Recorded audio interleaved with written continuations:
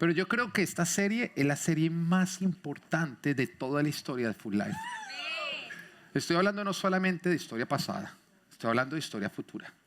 Yo creo que esta serie es supremamente importante porque es sobre la cual se construye esta iglesia. Y por eso se llama Live a Full Life. Así que déjame decirte que si tú llegaste a esta iglesia en el día de hoy, llegaste en el momento correcto. Pero también quiero comprometerlos a cada uno de ustedes a que a lo largo de esta serie, si a ti te toca faltar un domingo por fuerza mayor, ¿fuerza mayor qué es? Fuerza mayor, no sancocho de tía Magola. Amén.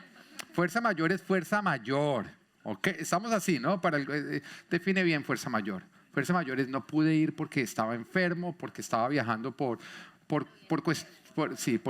viajé porque estaba enfermo. Bueno, siempre es enfermo. Fuerza mayor es enfermo. Bueno. Pero que si tú llegas a tener que faltar, tú te vas a desatrasar.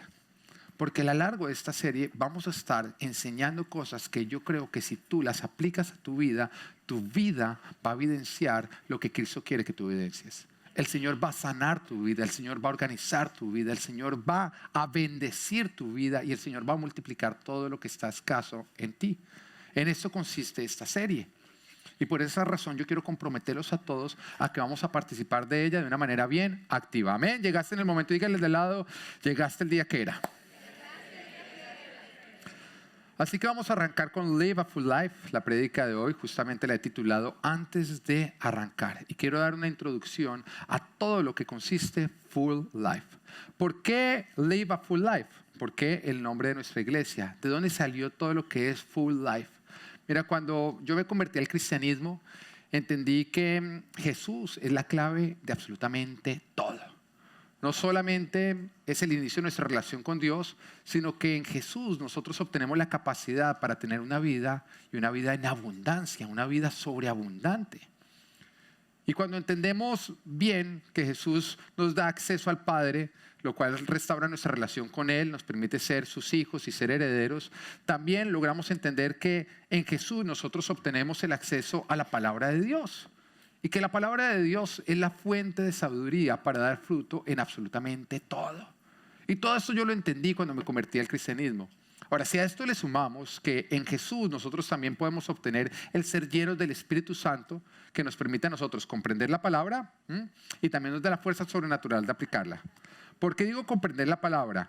Porque la palabra de Dios, la misma Biblia nos dice a nosotros que para nosotros poder entender la sabiduría de Dios, lo que está escrito acá, tenemos que discernirlo de manera espiritual. Que para el que no tiene el Espíritu de Dios, lo que dice la palabra de Dios es locura. Y por eso este mundo, aunque pueda ver la palabra, no la va a poder entender, no la va a poder discernir. Porque el Espíritu Santo de Dios es necesario para que nosotros podamos comprender lo que Dios nos está diciendo. Pero no solamente el Espíritu Santo de Dios nos permite comprender la palabra, nos permite también ponerla en práctica, vivirla, nos capacita, nos da esa fuerza no sobrenatural para salir a vivir todo lo que Dios nos está diciendo. Así que con todo esto podemos resumir que con Jesús nosotros obtenemos la capacidad para tener relaciones sanas, construir familia, vencer todo conflicto, tener cuerpos sanos, derrotar todo pecado y todo vicio, tener finanzas sanas. ¿Es importante tener finanzas sanas o no? ¿Sí? ¿A quién le gusta estar bien financieramente? ¿Usted se da cuenta que cuando usted tiene un problema que se puede resolver con dinero, no es un problema si usted tiene dinero? Cuando usted tiene un problema que se puede resolver con dinero, no es un problema si usted tiene el dinero, el problema es si usted no lo tiene o no. ¿Usted cree que Dios quiere que nosotros tengamos finanzas sanas? O que Dios dice, no, mi propósito es que ustedes vivan endeudados, que hasta los calzoncillos los deban. Ese no es el propósito de Dios. Dios quiere que nosotros podamos tener finanzas sanas, porque eso nos permite, nos quita tantos problemas de encima. Y yo entendí que con Jesús tenemos la capacidad de eso, tenemos la capacidad de ser cabeza. ¿Quién quiere ser cabeza? Porque la palabra de Dios le dijo, serás cabeza y no serás cola. En otras, tú no estás llamado a ser cara de nalga. Estás llamado a ser cabeza. ¿Y quiénes quieren ser cabeza? Amén, amén. Entonces en Jesús está la clave para todo eso. En Jesús está la clave y la capacidad para tener un futuro prometedor y para tener un ministerio efectivo. Así que cuando yo me convertí al cristianismo, yo como que no podía esperar. Yo quería salir a compartirles a todos acerca de Jesús. Al fin y al cabo, yo sabía que Jesús era la respuesta para todos los problemas que estaban viviendo todas las personas a mi alrededor.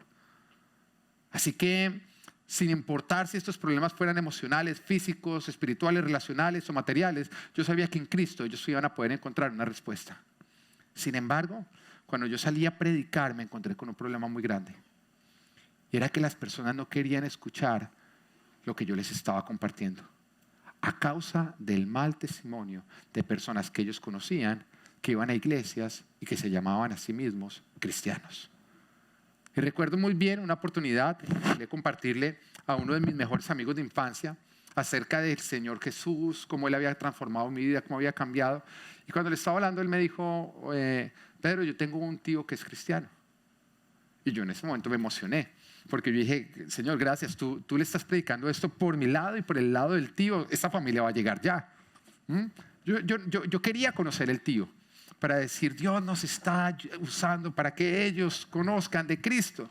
Pero después de que él me dijo, yo tengo un tío cristiano, continuó diciéndome, y déjeme decirle que ese tío es vago, es mal trabajador, es irresponsable y es el peor miembro de esta familia. En otras palabras, él me dijo, ese tío es el problema de esta familia.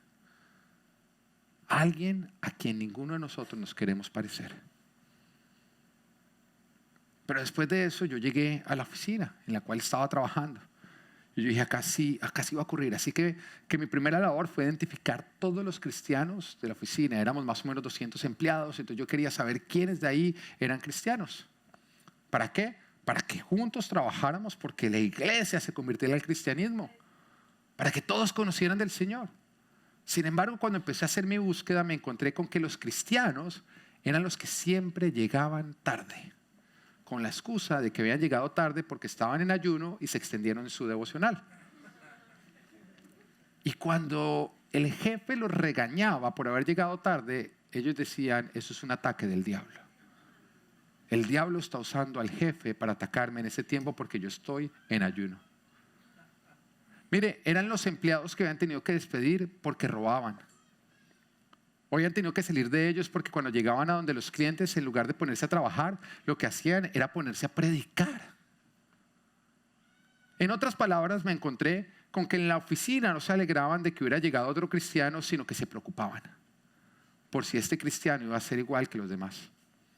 Así que todo esto me confrontó y me empezó a crecer como un peso en mi corazón, un peso santo. Porque Jesús, antes de ir a la cruz, estamos hablando de que Jesús ya había vivido todo su tiempo ministerial, había levantado a sus discípulos, estaba por entregarlos a ellos la posta de coger y decir, ahora ustedes serán el cuerpo a través del cual todo va a continuar. Porque Jesús en ese cuerpo estaba por ir al Padre. ¿Lo entendemos? ¿Qué cuerpo quedaba? El mismo que existe ahora, nosotros. Nosotros. Jesús primero caminó en un cuerpo humano. Y ese cuerpo humano ahora está en el Padre, pero el cuerpo de Cristo sigue acá y somos nosotros. No sé si comprendes lo que yo te acabo de decir. Jesús sigue en la tierra en un cuerpo humano. Tú y yo. Este cuerpo. La iglesia. Así que él, antes de ir al Padre, él llega y revela a sus discípulos el propósito de cada uno de nosotros como creyentes. Y nos dice que junto con el Espíritu Santo nosotros seríamos sus testigos. Pero mira lo que nos está diciendo en Juan capítulo 15, versículo 26 y 27. Dice, cuando venga el Consolador, ¿quién es el Consolador?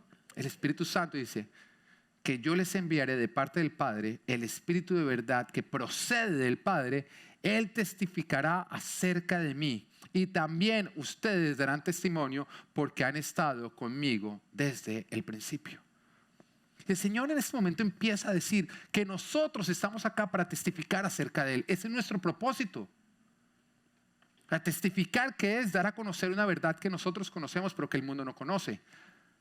Si están en un juicio y a ti te llaman como testigo, ¿para qué te están llamando? Para que tú des a conocer una verdad que tú conoces pero que ellos no conocen, para que se sepa qué ocurrió. Y nosotros somos los testigos de Cristo junto con el Espíritu Santo. Este mundo no conoce de Cristo, pero va a conocer de Cristo porque tú y yo estamos testificando. ¿Lo vamos entendiendo o no? Pero cuando Jesús resucitó, después de ir a la cruz, cuando resucita, antes de volver al Padre, vuelve y recuerda este mismo propósito. Y urge a los cristianos a esperar para ser llenos del Espíritu Santo para que se pueda cumplir. Y nos dice en Hechos capítulo 1, versículo 8, pero cuando venga el Espíritu Santo sobre ustedes, recibirán poder y serán mis testigos, tanto en Jerusalén como en toda Judea y Samaria y hasta los confines de la tierra. Y acá quiero hacer un paréntesis. ¿Cuándo empezó Jesús a predicar? ¿Cuándo arrancó su ministerio? Después de que él fue lleno del Espíritu Santo. Nos dice la palabra que él fue bautizado y cuando subió de las aguas se abrió el cielo, descendió el Espíritu Santo en forma de paloma sobre él. El Señor dijo: este es mi Hijo amado, muy complacido estoy con él. Y a partir de ese momento arrancaron los milagros y arrancó todo lo que fue su testimonio cuando llegó el Espíritu Santo. Y él estaba diciendo después al cuerpo que le iba a dejar: ustedes van a pasar por el mismo proceso que yo. El Espíritu Santo de Dios va a descender sobre ustedes y después van a arrancar los milagros. Y después ustedes van a tener que salir a testificar. Y entonces la obra que yo arranqué va a continuar a través de ustedes. Ese es el propósito nuestro. ¿Van comprendiendo? ¿Es esa la cara de comprender o de estoy perdido? ¿Ah? Mira de lado porque hay algunos que están ahí.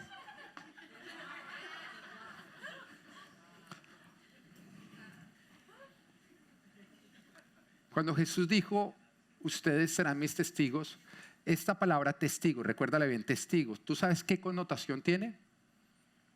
Testificar hasta la muerte. La palabra a la cual él se está refiriendo, serán mis testigos, tiene la connotación de que testificaremos de él hasta nuestra muerte. Esto quiere decir que hasta nuestro último pulso de vida nosotros debemos testificar de Cristo.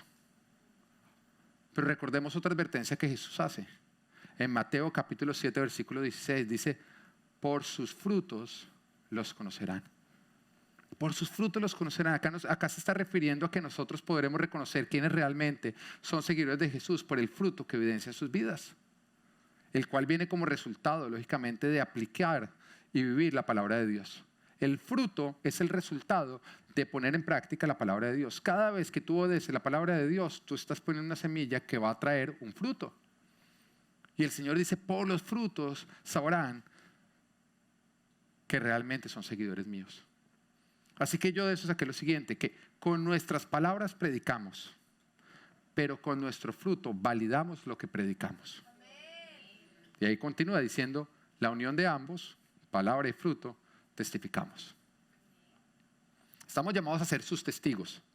Pero ¿cómo yo testifico de Jesús? Cuando uno la palabra con el fruto. Pero aquella persona que está predicando y su vida no tiene ningún fruto, simplemente está haciendo ruido. Y de hecho, ¿sabes de qué está sirviendo? De antitestimonio. Pero es el fruto de nuestra vida lo que valida lo que nosotros estamos predicando. Es la unión de los dos lo que nos hace a nosotros estar testificando. Este mundo lo sabe y lo usa. ¿Tú te has dado cuenta de la estrategia de venta que tiene, por ejemplo, Herbalife? Que le dan unos botoncitos a las personas que lo consumen y ellos los ponen como vendedores y dice: bajé 40 libras, pregúntame cómo. O sea, tú ves una persona que estaba, no digamos gordo, tierno. Está bastante tierno. ¿No? Y él dice: perdí la ternura, perdí 40 libras. Pero era tierno, pero ahorita lo es fit. Pues fit, como que tú dices: oye, está fit. Y dice: perdí 40 libras, pregúntame cómo. Tú lo ves y tú, si tú quieres estar fit y tú estás bien cariño, tú estás bien tierno, tú le preguntas: oye, ¿cómo hiciste para bajar de peso? Porque él está hablando, pero el fruto está validando lo que él está diciendo. Pero ¿qué pasa si el botón lo tiene alguien que sigue muy tierno?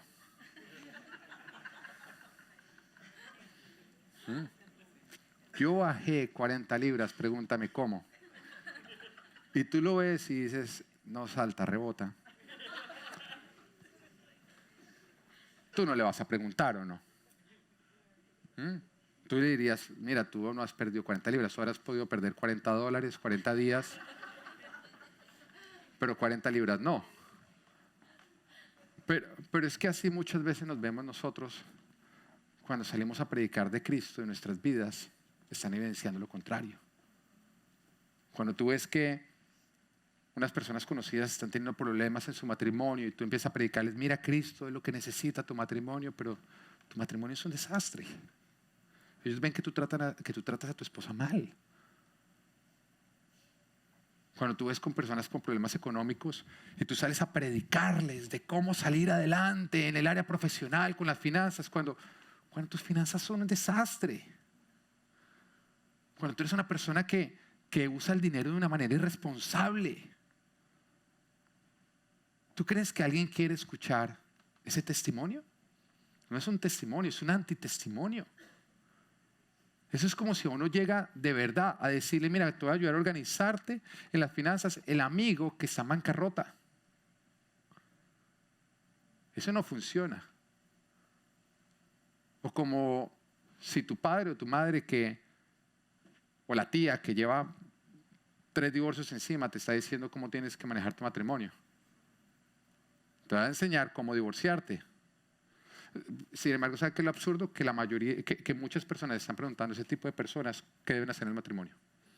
Hay muchos que le piden consejo a sus padres divorciados de qué hacer en su matrimonio. ¿Absurdo o no? Que a los padres divorciados les pregunte cómo hace uno para sacar adelante el matrimonio. Te van a enseñar cómo divorciarte. Pero muchas veces lo que nosotros salimos a hacer, a predicar de Cristo y cómo Cristo es la clave para salir adelante en todo, cuando nosotros mismos no lo estamos viviendo. Y eso no es testificar. Nosotros testificamos cuando la palabra se suma al fruto de nuestras vidas. Y eso es lo que la gente sí quiere oír.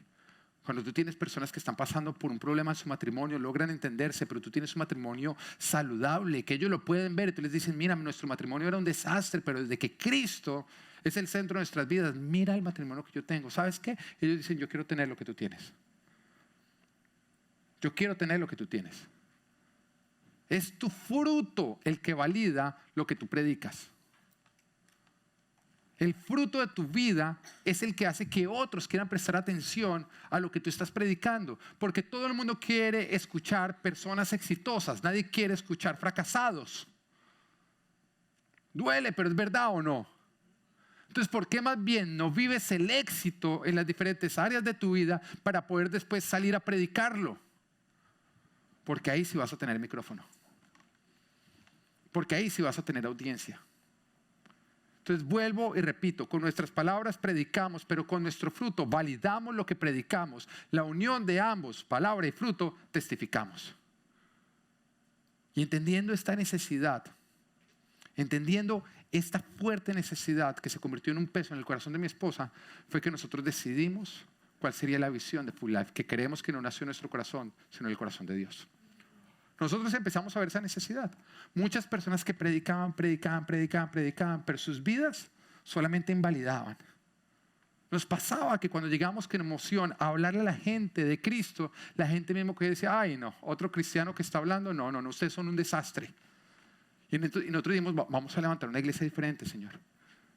De hecho, Dios nos dijo, ustedes van a levantar una iglesia diferente. Una iglesia que no solamente haga ruido y me haga quedar mal. Una iglesia que esté levantándose a testificar porque con sus vidas, con el fruto de sus vidas están validando lo que sus bocas están diciendo. Y así fue como nació la visión de Full Life, la cual todos ustedes se la deberían saber. Por una sencilla razón, cuando tú te montas a un avión, ¿qué es lo primero que tú tienes que saber? Sí, o sea, tú no te montas a un avión y a mitad de vuelo, bueno, ¿para dónde vamos? ¿Dónde va a llegar este chévere o no? Si tú ves que alguien está haciendo eso, tú dijiste, oiga, no, uno no viaja así. De hecho, porque tú para dónde vas es que escoges el equipaje, todo. Tú necesitas saber para dónde estás yendo. Te voy a explicar. La visión es a dónde estamos yendo nosotros. Tú necesitas saber a dónde te estás dirigiendo cuando tú vienes a esta iglesia. Porque cada vez que tú vienes a esta iglesia, cada vez que tú vienes a cualquier reunión ministerial, cada vez que tú tomas un curso, cada vez que tú tomas una consejería, cada vez que algo está ocurriendo, tú estás poniendo un ladrillo y estás construyendo algo. La pregunta es, ¿qué? qué? Y hay veces que con cada ladrillo tú no vas a identificar, ¿qué fue eso, mi amor? Muy bien, mi amor, es fuego santo. Entonces, cada vez que tú pones un ladrillo, tú no te estás identificando lo que estás construyendo. Digo, con un solo ladrillo tú no lo vas a hacer. Tú llegas a un lugar, una hora y tú empiezas a ver ladrillo, ladrillo, ladrillo. Y tú dices, ay, ¿qué van a hacer? Ay, ¿qué van a hacer? Ay, ¿qué van a hacer? Y tú no te das cuenta sino hasta el final, hasta que está el letrero. Pero como tú no sabes qué van a hacer, tú no puedes participar en construirlo. Así que la idea acá no es como, bueno, vengamos todos los domingos a ver en qué terminamos. No. Tú tienes que saber a dónde te está llevando esta iglesia para tú participar y llegar allá. Y en eso consiste la visión. Entonces, ok, pastor, yo voy a seguir viniendo los domingos, yo voy a tomar los cursos que tengo que tomar, yo voy a tomar Full Start, después Sanidad Interior, voy a ser Libres para Amar, voy a poner en práctica lo que aprendo acá. Pero todo esto, ¿a dónde me va a llevar? Porque si esto no nos va a llevar a ningún lado, no perdamos el tiempo y no vengamos más. Pero si todo esto nos va a llevar a algún lado, la pregunta es, ¿a qué lado? Entonces ustedes tienen que saber a qué lado. Vivi, ponte de pie. Y cuéntales a grito cuál es la visión de esta iglesia a todos allá. Reflejar la huella de Jesús en todas las áreas de nuestras vidas, espiritual,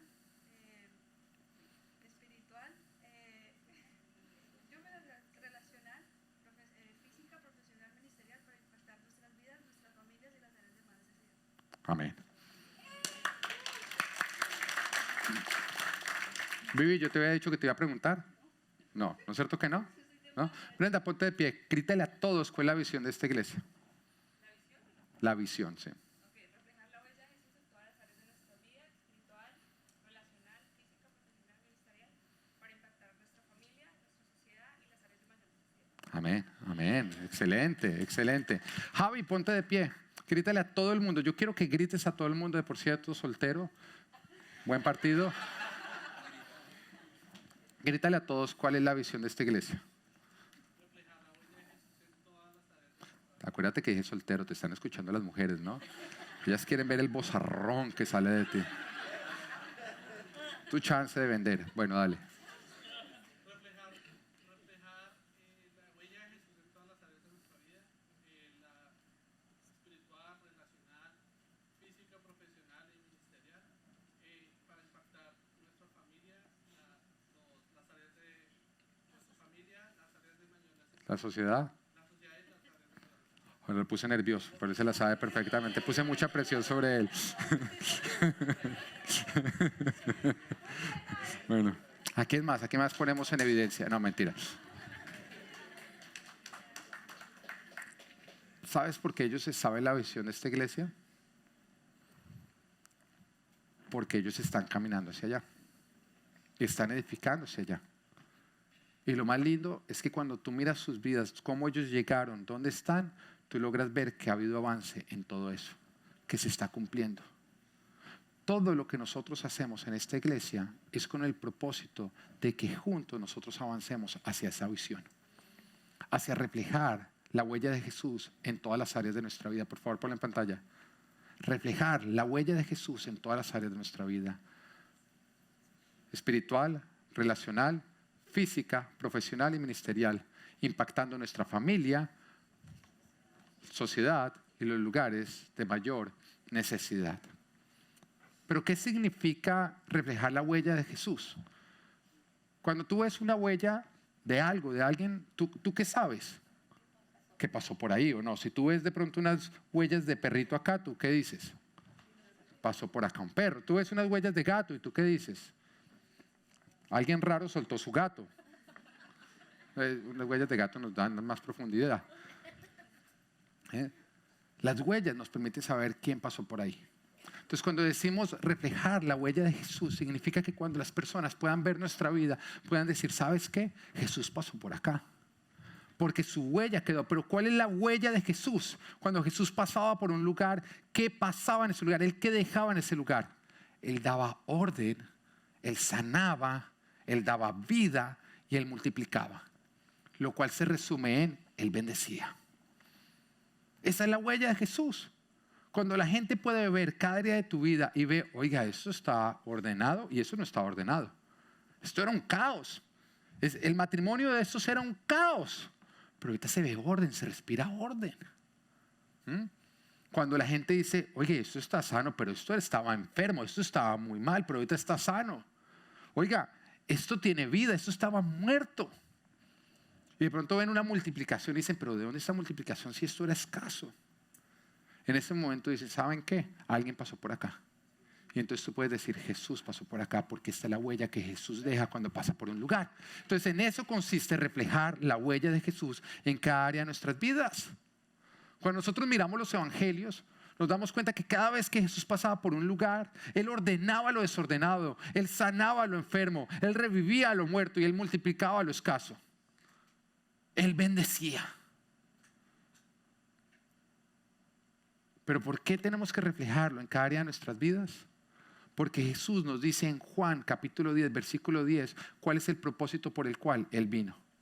Y nos dice, yo he venido para que ustedes tengan vida y la tengan en abundancia. Él ha venido para que nosotros tengamos ¿qué? Vida y la tengamos en abundancia. Mira, su propósito no era sanar solamente un área de nuestras vidas y dejar las demás enfermas.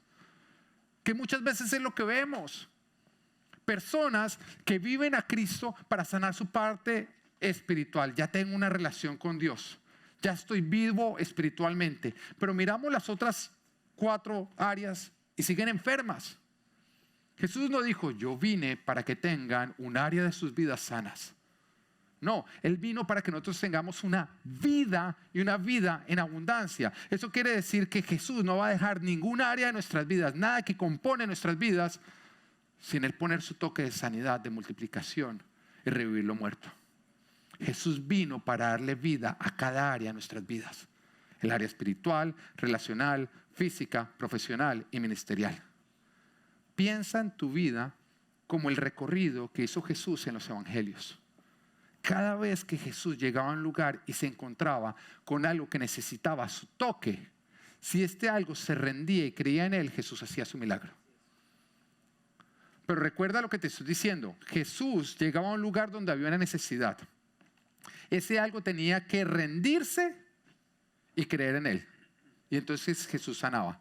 Si ese algo no se rendía y no creía en Él, Jesús no hacía absolutamente nada. Bíblicamente, creer es igual a obedecer. Creer es igual a obedecer. Y acá yo espero que se le caiga una mentira a todos los que creían que creer era un sentir o una emoción. Tú puedes creer aunque no lo sientas. Porque creer es una decisión que se evidencia con tu acción, con que tú obedeces. Entonces muchas veces cuando se les dice, mira, si tú crees vas a ver un milagro de Dios, en ese momento empiezan a esperar, si yo creo, van a su emoción, no creo, no creo porque no lo siento. No importa lo que tú sientas o no sientas, creer es obedecer. Tú crees cuando tú obedeces lo que Dios te está diciendo, independiente si tú lo sientes o no lo sientes. De hecho, la mayoría de las veces tú no vas a sentir, porque el sentir la mayoría de las veces es contrario al creer, porque el sentir está muy relacionado con tus malos deseos, con tu naturaleza pecaminosa. Entonces muchas veces creer va a ser opuesto a sentir y lo vas a hacer obedeciendo. Cada vez que Jesús se encontraba con una necesidad, si esa necesidad se rendía y le obedecía, Jesús obraba en milagros. Entonces piensa en tu vida como cada lugar, o tu vida piensa como el recorrido que Jesús hizo de los evangelios. De la misma manera, cada vez que Él se encontraba con algo que gritaba su toque, si eso creía y se rendía, Jesús hacía su milagro.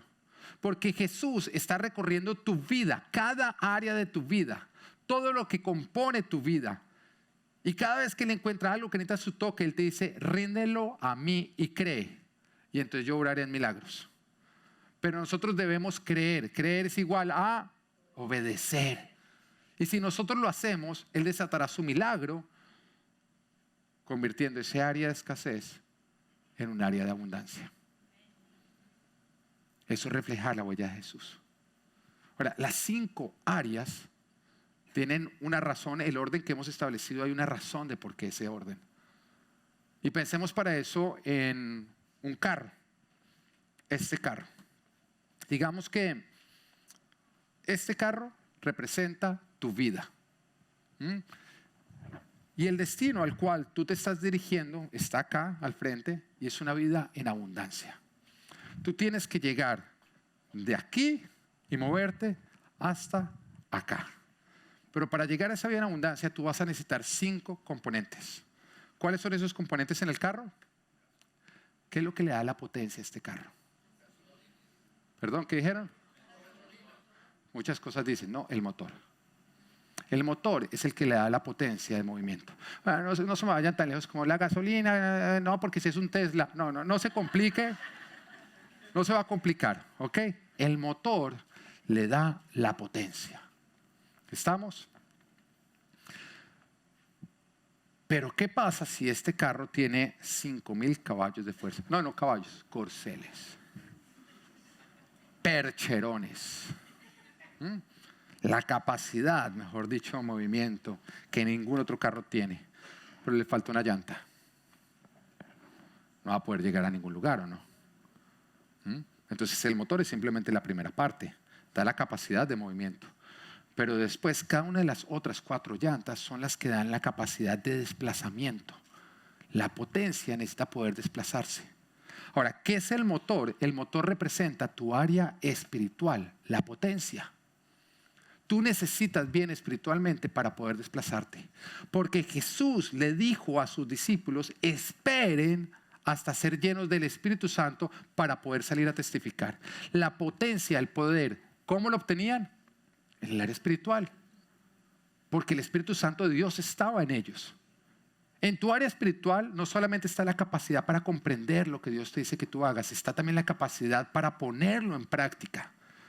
Pero ¿qué pasa si tú tienes toda esta potencia? Tú estás bien espiritualmente, pero resulta que no hay ninguna llanta.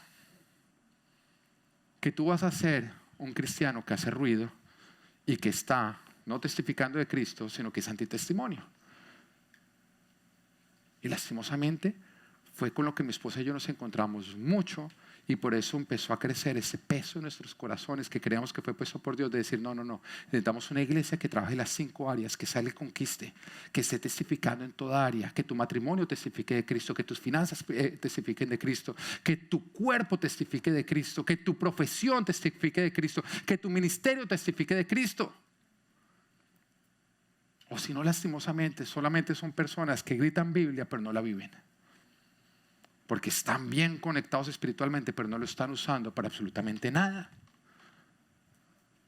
Pero entendamos algo. Tú puedes estar muy bien espiritualmente, pero si una de las 4 llantas está mal, va a comprometer todas las demás. No ocurre así. ¿Qué pasa cuando tú estás enfermo? ¿Puedes trabajar? Cuando estás mal relacionalmente, eso afecta a tus emociones. Y en muchos casos te enfermas, se llama somatizar. Y entonces ya no vas a poder trabajar bien. Ya no vas a poder cumplir con tu ministerio. Un área que está mal empieza a comprometer las otras 4 áreas. O las otras 4 áreas. Por esa razón nosotros tenemos que asegurarnos con que las 5 áreas estén supremamente bien. Tenemos que trabajar en ellas. ¿Van comprendiendo lo que les quiero decir o no? Arrancamos por la espiritual, que es la que nos da la capacidad de ser los testigos de Dios. Viene por el Espíritu Santo de Dios. Y entendamos, sin el Espíritu Santo de Dios, Pedro negó a Jesús. Pero con el Espíritu Santo de Dios, Pedro testificó de Cristo aún hasta el martirio. Lo que es imposible sin el Espíritu fue posible con el Espíritu. Igual nos ocurre a nosotros. Lo que tú no pudiste hacer sin el Espíritu, ahora lo podrás hacer con el Espíritu Santo de Dios. Hubo tantas veces que yo traté de sacar adelante las áreas de mi vida sin el Espíritu Santo de Dios y jamás lo pude. Antes de que yo me encontrara con el Señor, yo tenía adicciones. Intenté muchas veces dejar las adicciones, no pude. Intenté mejorar mis relaciones, no pude. No podía, no tenía la capacidad. Pero una vez que tú tienes el Espíritu Santo de Dios en ti, tú tienes la capacidad de salir a conquistar todas las demás áreas.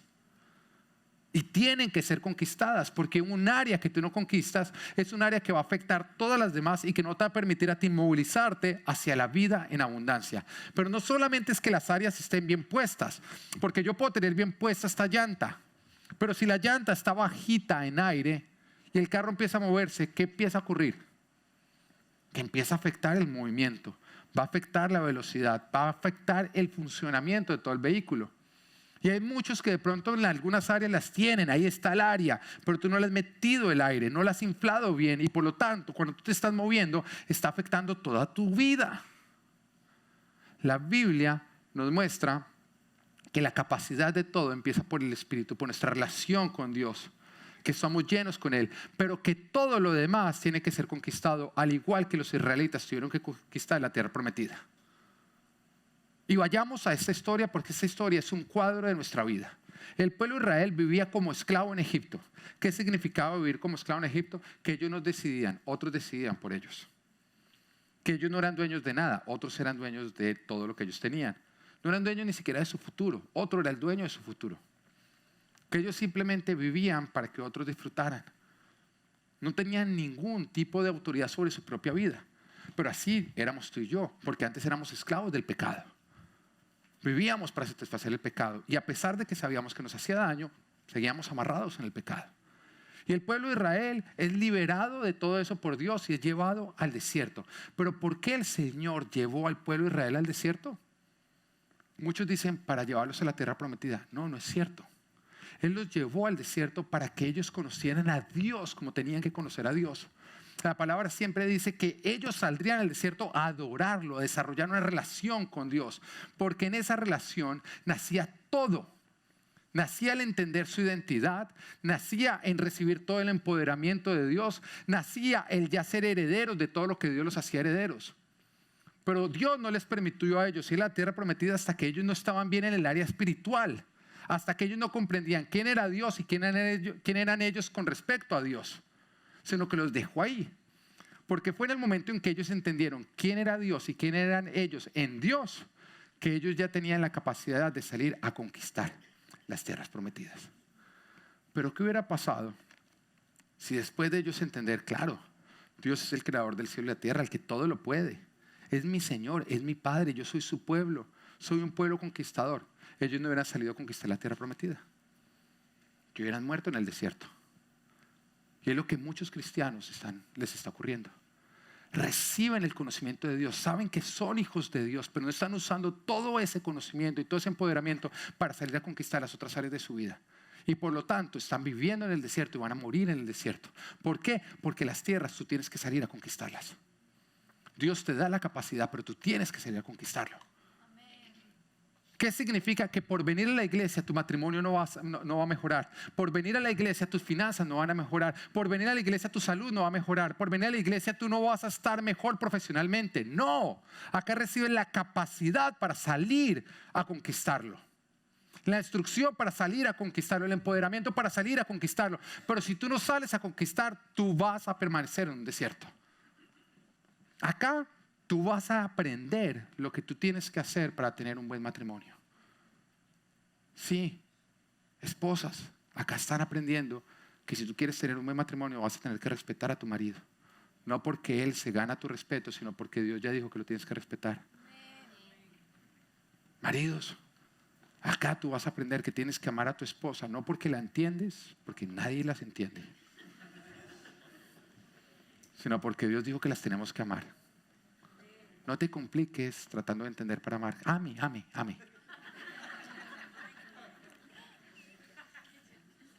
¿Ven? Hay problemas más fáciles de solucionar que ese. Pero si usted sale y lo aplica, usted va a empezar a conquistar. ¿Cómo se conquista? Muy sencillo. Cuando usted entiende que todo se tiene que perdonar y todo se puede perdonar, todo se empieza a mejorar. Pero no te quedes en el desierto. Una vez que tú ya has recibido toda la instrucción, el empoderamiento, ve y conquista las demás áreas. Porque si tú no sales a conquistarlas, se van a quedar sin conquistar y tú vas a morir en el desierto. Es justamente lo que nosotros con mi esposa sentimos, el peso que no puede ser Full Life. Full Life no puede ser una iglesia de personas que entienden quién es Dios y quiénes son ellos en Dios, pero que no salen a conquistar todo lo que Dios tiene para ellos. Dios quiere que tú conquistes junto con Él y con su instrucción cada área de tu vida. Dios quiere darte una vida en abundancia, pero tú tienes que salir a conquistar cada área de tu vida. La pregunta es, bueno, ¿cómo? ¿Cómo conquisto? El cómo es nuestra misión. La misión de Full Life. Yo soy un enamorado de la visión de Full Life y de la misión de Full Life. Me encanta, no existe una mejor sobre todo el planeta de la Tierra. Tenemos la mejor visión y misión de todas las iglesias. ¿Ok? No lo dudes. ¿Cuál es nuestra misión? Ricardo, por favor, ponte de pie y cuéntale a todos cuál es la misión de Full Life. Duro, con un vozarrón. Pavarotti.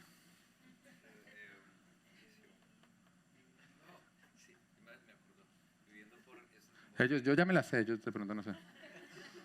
Viviendo por principios y no por emociones. Listo.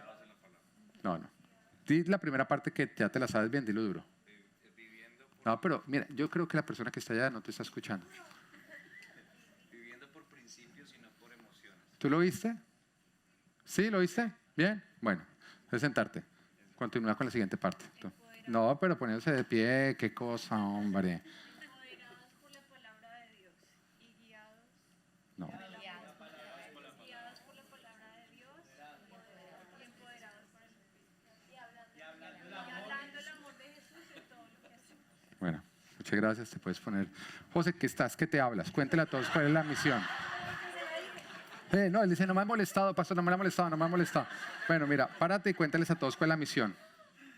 Ya que entre dos salió un 80%, muestra que tú, el director de la alabanza, te la sabes. Pues dile, a ver. No vivo por emociones, viviendo por principios, no por emociones. Guiados por la palabra de Dios, empoderados por el Espíritu Santo y hablando el amor de Dios En todo.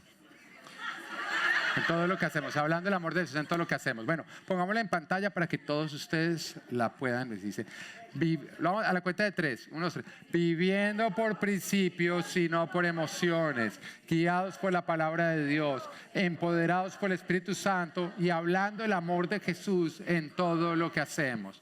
Amén. Tómele una foto, pero en su corazón en este momento. Ahora, entiéndalo así de sencillo. Viviendo por principios y no por emociones. Aprendas esa parte. Viviendo por principios y no por emociones. Dígale al de al lado, viviendo por principios y no por emociones. Y dígale al del otro lado, principios, no emociones. Y a usted mismo, no siendo emocional, sino viviendo por principios. Mire, esto es clave. Si usted es un emocional, usted no va a llegar a ningún lugar. Sus emociones, ¿sabe a dónde lo van a llevar? A la destrucción. Si usted es de los que siempre le está preguntando a sus emociones, ¿qué debo hacer para usted hacerlo? Déjeme decirle que usted va camino a la destrucción. Porque cuando usted pelea con su esposa, el Señor le dice a usted, perdona y perdona ya. ¿Y sabe qué le dice las emociones? No. ¿Cuál perdona? Que aprenda. De hecho, voy a durar bravo los días que sea necesario hasta que aprenda y me pida perdón. Eso es lo que dicen las emociones. ¿Sabe qué está cocinando? Un divorcio. Siempre que usted le hace caso a sus emociones, usted no va a llegar a ningún lugar. Mire, uno de mis hobbies que a mí me encanta es el gimnasio. A mí me gusta ir al gimnasio. Me lo disfruto, me lo gozo. Pero porque ahorita tengo el hábito. Pero para haberlo desarrollado, ¿usted sabe qué me tocó hacer a mí? Hacerlo por principio y no por emociones. Porque yo no recuerdo una sola vez que yo me levantara, bueno, vamos para el gimnasio y mi cuerpo me dijera, sí, dale, vamos rápido. Siempre que yo decía vamos al gimnasio, empezaban mis emociones a gritarme, no, qué mamera, qué pereza, veamos televisión, usted está tierno, está lindo así tiernito. Aprenda chistes y se va a ver chévere, en gordito. Me decía, ¿y sabe qué?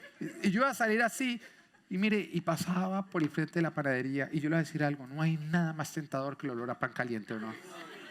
Eso, yo creo que el fruto prohibido olía a pan caliente, recién horneado. No hay cuerpo que lo resista. Y entonces me invitaba a la panadería, entra, hay pan caliente.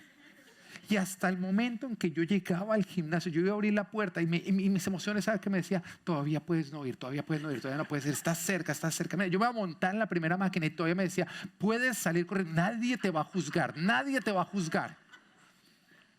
Pero yo no escuchaba, porque yo decidí hacerlo por principios, no por emociones. Todo hábito, toda disciplina se desarrolla porque tú vives por principios, no por emociones. Todo lo bueno, todo lo que te hace bien va a requerir que tú vivas por principios o no por emociones. Mire, eso así es sencillo. Si es rico, engorda. ¿No? Usted no necesita saber qué le metieron. Si es rico, usted sabe, esta vaina engorda. Está delicioso, esta vaina engorda. Dígame que no. A uno le dicen, no, mira, es que salió esto dietético. Uno no tiene que probar. Uno dice, ya, feo, le quitaron lo rico. Porque todo lo que va a favor de las emociones es dañino. Para llegar a donde vale la pena vamos a tener que negarnos mucho. Y esto aplica en todas las áreas de nuestra vida. Por eso te digo, vivir por principios, no por emociones. Mientras que tú hagas lo que tus emociones te están diciendo, tú vas camino a la destrucción. Tú tienes que cambiar ese cassette y más bien empezar a vivir por principios. No importa si lo quiero o no lo quiero hacer. La pregunta es, Dios, ¿lo hago o no lo hago? Por principios, ¿qué quiere decir? Establecidos por Dios. Y por eso la siguiente parte de la visión, de la misión es, viviendo por principios, no por emociones, dice, guiados por la palabra de Dios. Eso quiere decir que ¿quién define nuestros principios? La palabra de Dios. Empoderados por el Espíritu. ¿Dónde tú obtienes la fuerza para vencer las emociones? En el Espíritu Santo de Dios. Pero tú lo vas a sentir. Se va a sentir. Él te da la capacidad de, pero tú vas a tener que meterle toda tu fuerza también. Y hablando del amor de Jesús en todo, porque tenemos que parecernos a Cristo. Pero va a requerir, para poder avanzar, va a requerir que nosotros nos neguemos. Si tú eres de los que cada vez que te levantas un domingo dices, ay, bueno, ¿qué hago hoy? ¿Siento ganas de ir a la iglesia o no? No, friegue. ¿Ah? Te levantas en la mañana y bueno, tengo ganas de hacer mi devocional hoy. Tengo ganas de orar. Tengo ganas de hacer el bien. Cuando tú vas en tu carro manejando y el semáforo cambia en rojo, tú dices, ay, rojo, siento frenar. Es que el color del amor me va a frenar. No, tú no lo haces por emoción, tú lo haces porque tú sabes que si tú te vuelas el semáforo vienen consecuencias. Lo mismo tiene que ocurrir con respecto a los principios establecidos por Dios. Si tú no vives por los principios que Él establece, va a venir un golpe. Pero si tú te ajustas a esos principios, tú vas a avanzar en tu vida. Si tú eres un emocional, no vas a llegar a ningún lugar bueno. Vas a ir camino a la destrucción. Si tú vives por principios establecidos por Dios, felicitaciones, vas camino a conquistar cada área de tu vida. La pregunta es, ¿quién eres tú? ¿Cuál eres tú? Pero nada bueno va a salir producto de hacer lo que tú quieres. Cuando tú tienes un problema con tu esposa, a mí me gusta hablar mucho del matrimonio porque sabes que yo creo que en el matrimonio el Señor lo estableció porque de ahí nace la familia y la familia nace la iglesia y nace todo lo bueno que está acá. Ahora tú dices, no, pero es que yo soy madre soltera. Ok, tienes hijos, tienes personas a tu alrededor y tú tienes que valorar la familia y ser pro familia. Saber esto no solamente es para el matrimonio, es para tu ayudar a que haya otros matrimonios. Pero cuando uno tiene un problema con el cónyuge, ¿quién tiene ganas de perdonarse rápido? ¿Quién? ¿Usted cree que a mí me dan ganas de perdonarme rápido? ¿Ah? Estamos y mi esposa hace algo que a mí me molesta, de pronto algo que me hace sentir respetado de otras personas, aunque no haya sido su intención, pero me siento así, respetado. ¿Usted cree que en ese momento mis emociones dicen, ay, abrázala, ay, qué rico? No, me dan ganas de mandársela a Dios. ¿Ah? Express Line.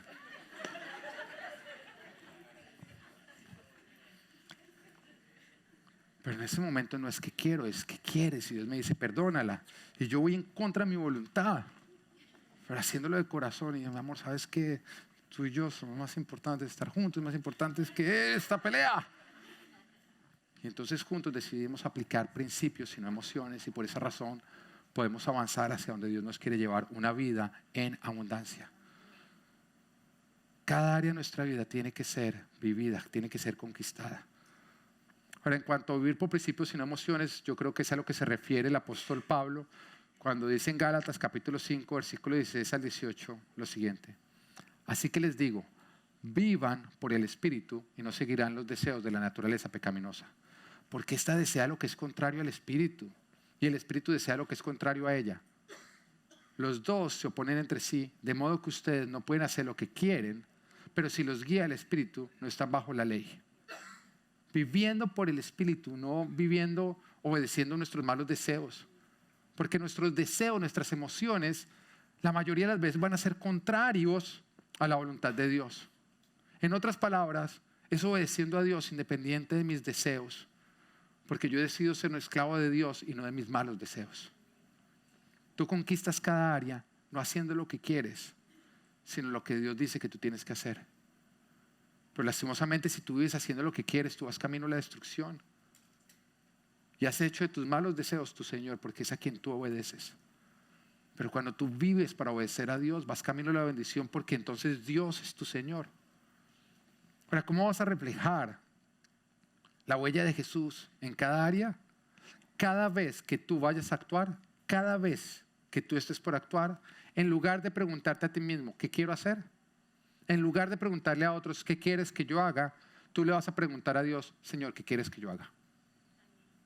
Y lo que Dios te diga, eso tú haces. ¿Sabes cómo se llama esto? Se llama carácter. Vivir por principios y no por emociones. Y es lo que nos permite conquistar cada área de nuestras vidas. Recuerda esta frase y repítetela el resto de tu vida. Mira, si tú me dirás, bueno, pastor, yo quiero poner algo en mi casa, algo que mi esposa, mis hijos, siempre que leyéramos todos los días de nuestra vida, yo te diría que fuera esa frase. Vivimos por principios y no por emociones. Vivimos por principios y no por emociones. Vivimos por principios y no por emociones. Porque te la vas a tener que repetir muchísimo.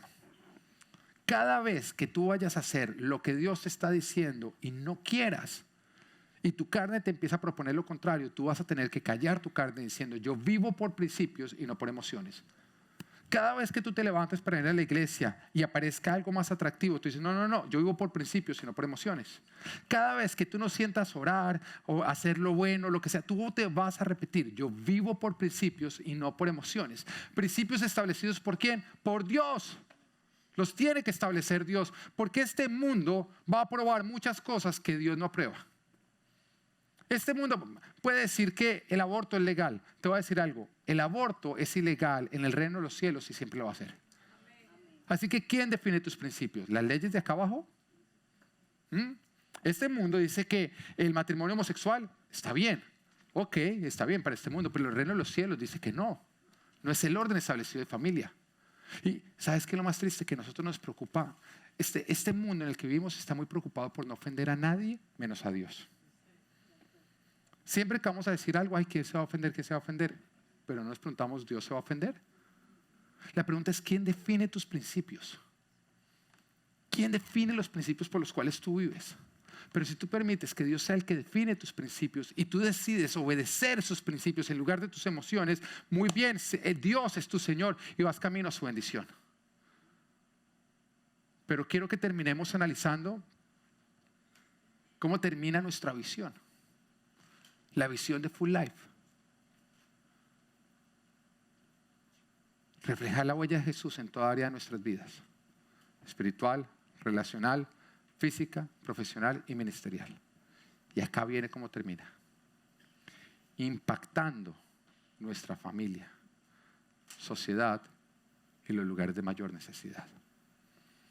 Cuando cada área de tu vida refleja la huella de Jesús, tú vas a cambiar el mundo, empezando por el mundo de las personas que están a tu alrededor. Y lo volveré a repetir. Cuando cada área de tu vida refleja la huella de Jesús, tú vas a cambiar este mundo, empezando por el mundo de las personas que están a tu alrededor. Porque eso es testificar de Jesús y nadie puede experimentar el testimonio de Jesús sin ser impactado. Pero la labor de testificar empieza en casa. Tiene que empezar en tu casa, en tu familia. Hay una historia de la Biblia en la cual Jesús se monta con sus discípulos en la barca y van al otro lado, a una orilla, y cuando se bajan se encuentran con un hombre endemoniado, un gadareno. Este hombre llevaba su vida endemoniado y tenía que vivir en los sepulcros, apartado de las personas por su comportamiento, porque estaba sin control alguno. Nos dice que en muchas oportunidades lo encadenaban, pero él rompía las cadenas.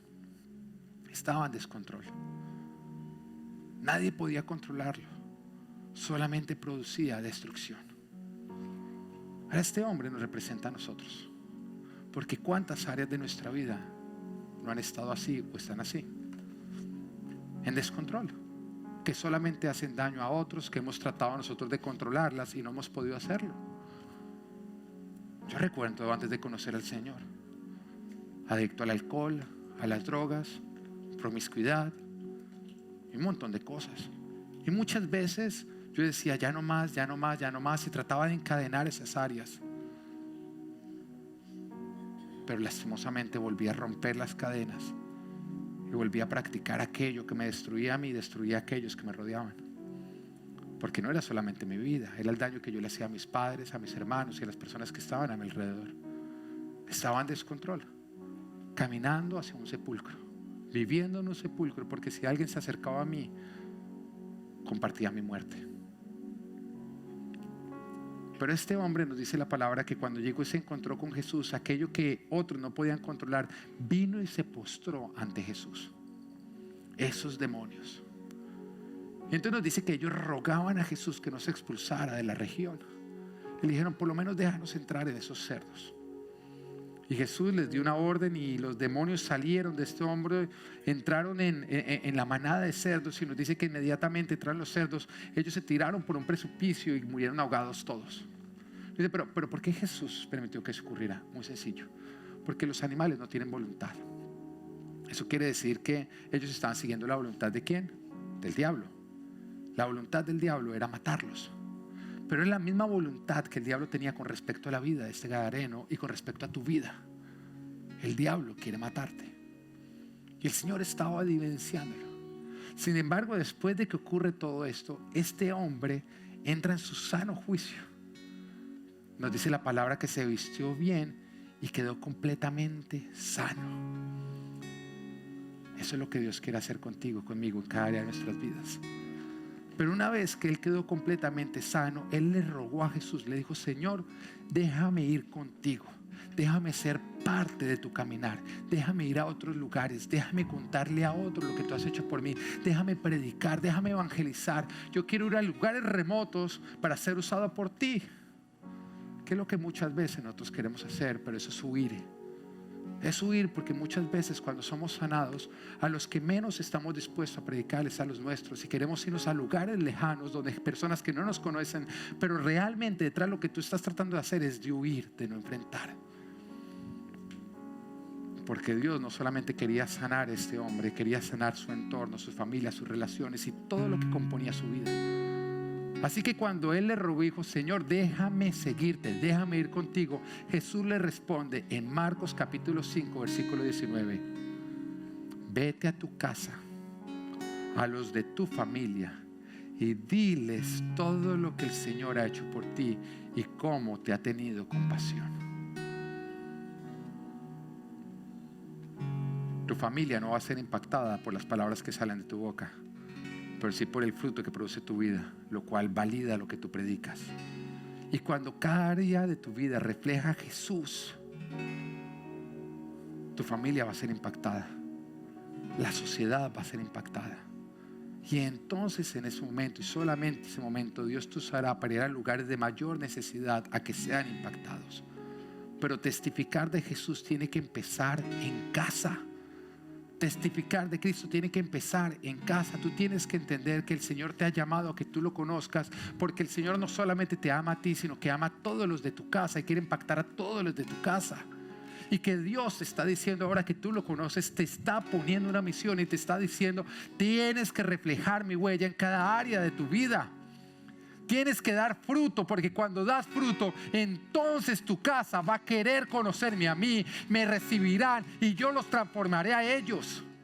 El Señor te está diciendo, no te llamé a vivir en un desierto donde simplemente me conoces a mí. No, te saqué al desierto para que me conocieras, para ahora ir a conquistar cada área de tu vida, para que refleje mi huella, para traer vida donde hay muerte, traer sanidad donde hay enfermedad, traer orden donde hay desorden, para de esa manera evidenciar mi bendición. Porque cuando otros vean esa bendición, cuando otros vean ese fruto, entonces tú hablarás y tus frutos testificarán que yo soy Dios y que he venido a traer vida y una vida en abundancia.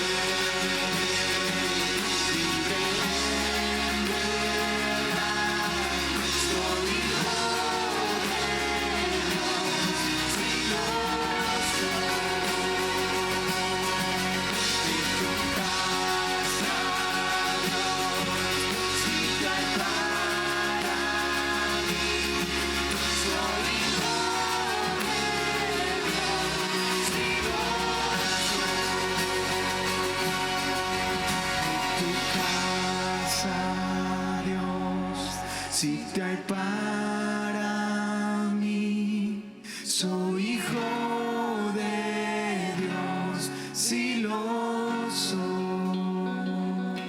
Yo quiero orar por aquellas personas que esta visión que hemos presentado va a ser la visión de sus vidas. Y quiero que aquellos que dicen esta va a ser la visión de mi vida, la visión de mi vida va a ser reflejar la huella de Jesús en cada área de mi vida. Voy a conquistar mi área espiritual, relacional, física, profesional y ministerial para impactar mi familia, la sociedad, los lugares de mayor necesidad. Quiero que se pongan de pie porque quiero orar por ustedes.